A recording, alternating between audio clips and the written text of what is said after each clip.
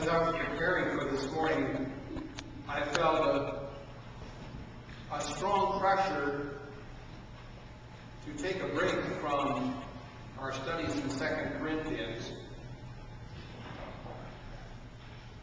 and talk about the role of the Spirit in the church.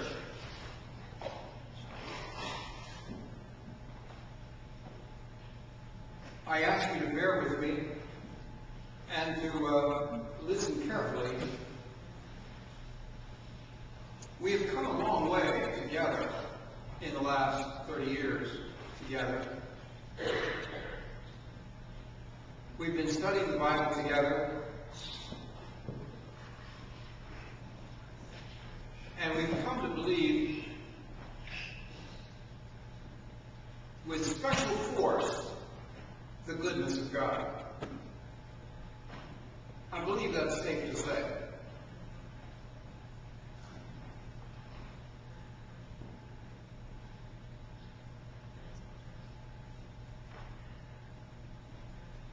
That's not something that everyone believes.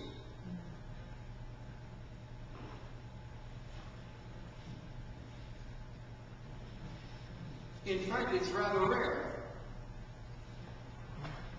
There are huge denominations which are dedicated to the proposition that everything that happens in the world is God's will, good and bad.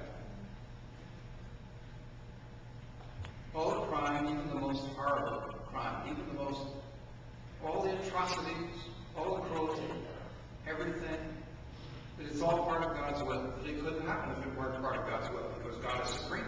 God is in control. Therefore, it all happens by His will.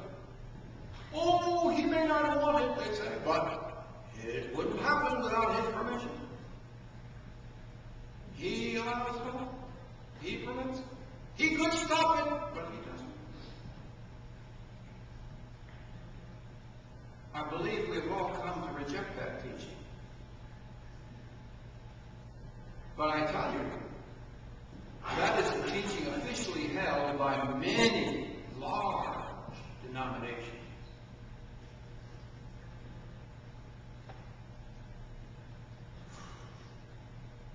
I was already given a good start toward rejecting that by my father's late teaching.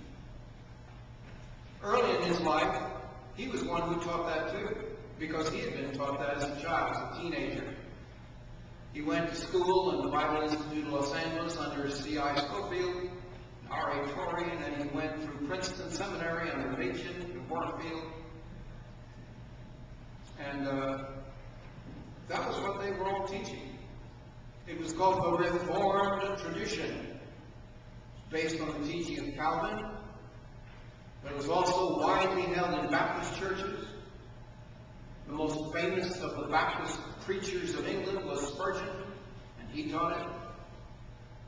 A great many Baptists in this country still follow that tradition. And he taught it. It was called the sovereignty of God. God is in control. He is sovereign. Nothing could happen without God's will.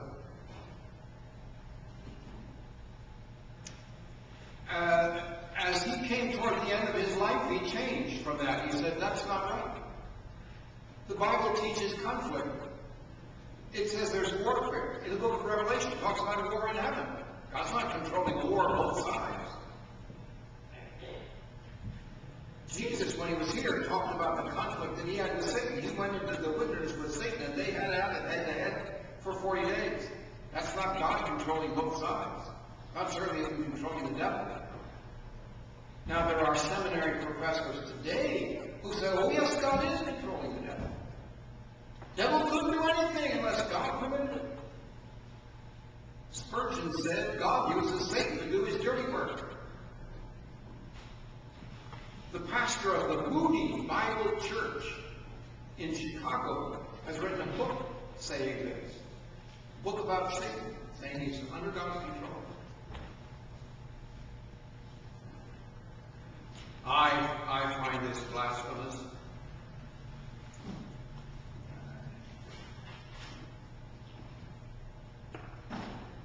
But you see, here's the reason why I'm talking about this word. Do you remember in the promise that Jesus gave about sending the Spirit? Not just to me, friends, not just to pastors, but to you. Say to me. Say to me. He said he would send the Spirit to guide you into all truth. You got that? Say, I got that. I got that. Okay.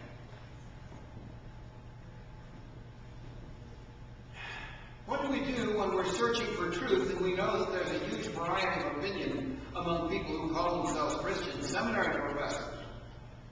Fight each other, argue with each other, denounce each other.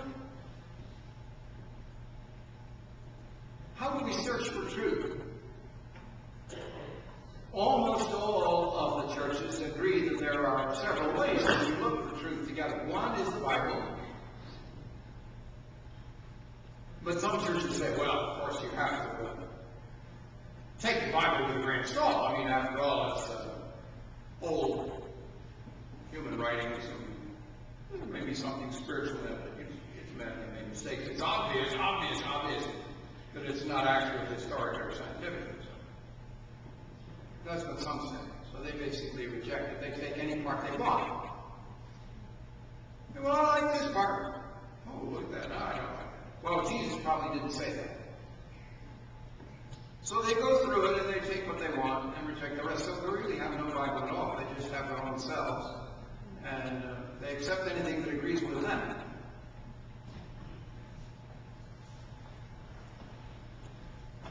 But they all kind of pay lip service to some kind of special role.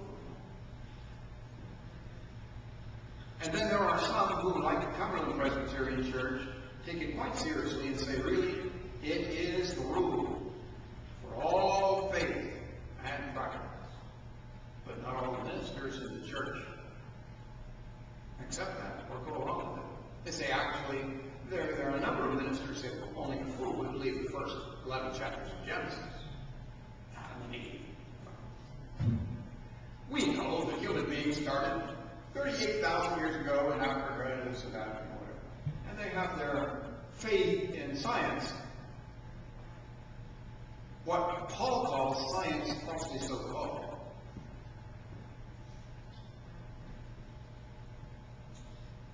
But the Bible is something that we accept as certainly one of the guidelines, one of the things